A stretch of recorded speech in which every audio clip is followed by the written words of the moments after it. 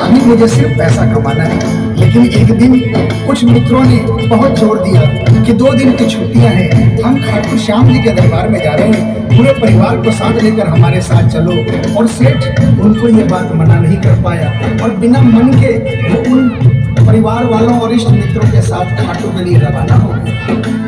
रास्ते भर वो अपने व्यापार की बातें करता रहा। उसे खाटू जाने की जरा भी इच्छा नहीं थी। लेकिन जब खाटू पहुंचा और बाबा श्याम के मंदिर में पहुंचा और जब बाबा से नजरें मिली, उसके होश उड़ गए। सेठ के परिवार वाले सारे दर्शन करके बाहर आ गए। वो सिर्फ 1 मिनट के लिए मंदिर में आया, लेकिन घंटों तक बाबा के दरबार में खड़ा रह गया। उसको होश नहीं रहा और वो बाबा की तरफ देख कर आंखें बंद करके आंसुओं की धार बहती रही और वो बाबा से मन ही मन बातें करता रहा। जब परिवार वालों ने उसे कहा कि अब चलना है, तो सेठ ने बाबा से कहा, प्रभु मुझे अब हर महीने 11 को अपने दरबार में बुलाओ। और ये कह करके वो बाबा के दरबार से वापस अपने घर को आ गया। 15 दिन बाद 11 आई। सेठ बहुत से लोगों को लेकर अपने साथ बाबा के दरबार में गया। ऐसे हर 11 को वो खाटू जाने लगा। लेकिन एक दिन जैसे ही वो सुबह 11 को घर से निकलने लगा, मुनीम ने कहा, सेठ जी कहाँ जा रहे हो? सेठ ने कहा, अरे मुनीम तुझे पता नहीं आज 11 है, मुझे खाटू धाम जाना है। मुनीम ने कहा, सेठ जी आपको पता नहीं आज बाहर के कुछ व्यापारी आने वाले हैं, लाखों का सौदा होने वाला है और वो व्यापारी आज रात को वापस इंडिया के बाहर चले जाएंगे। आपके पास तो मौका है, आप 11 की जगह मावस को खाटू चले जाना। सेठ के मन में ये आया कि हाँ इसमें क्या फर्क पड़ता है, आज यहाँ व्यापार कर लेता हूँ, सौदा कर लेता हूँ, मैं खाटू मावस को चला जाऊंगा।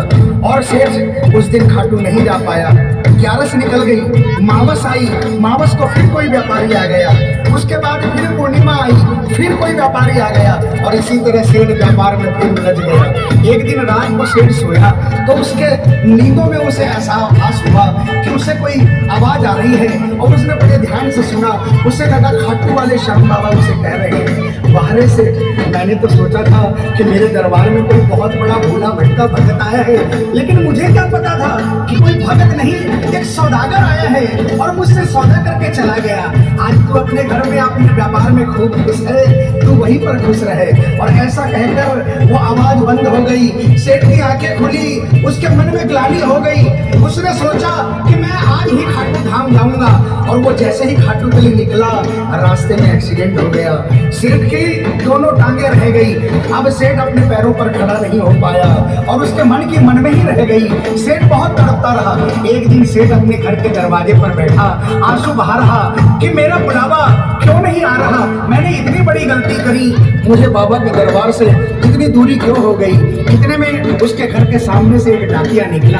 सेठ ने डाकिया को आवाज लगाई और कहा, ए डाकिया, तुम तो कलकत्ता, दिल्ली, बम्बई भक्तों का संदेशा लेकर जाते हो, लोगों की चिट्ठियां पहुंचाते हो। आज मेरी एक चिट्ठी, मेरा एक संदेशा मेरे खाटू वाले श्याम बाबा के दरबार में क्या पहुंचा दोगे?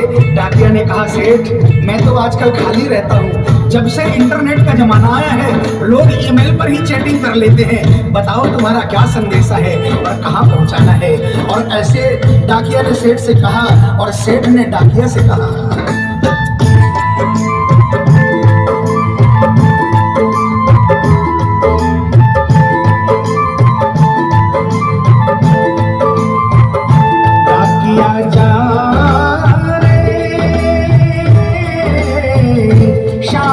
संदेशो दीजे श्याम ने जायत कह दीजे, भगत थार दर्शन में तरसे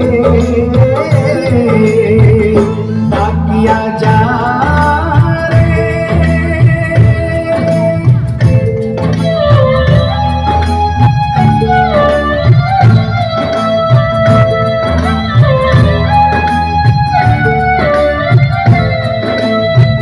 डाकिया ने कहा, सेठ आपका संदेशा तो मैं पहुंचा दूंगा, लेकिन मुझे ये तो बताओ कि आपका संदेशा पहुंचाना क्या है, जहां मुझे संदेशा पहुंचाना है वहां का ठिकाना क्या है। और डाकिया ने कहा,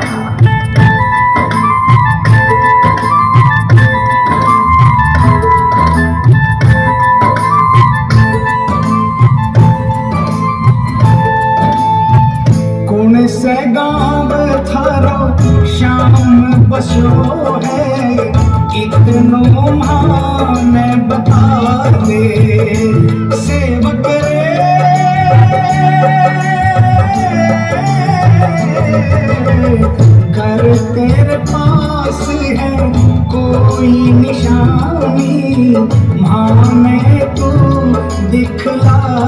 कैया जानूंगा पहचान मैं हूँ छोरो अनजान, कैया जानूंगा पहचान मैं हूँ छोरो अनजान, कैया शाम शुभो से मिलन डाकिया जा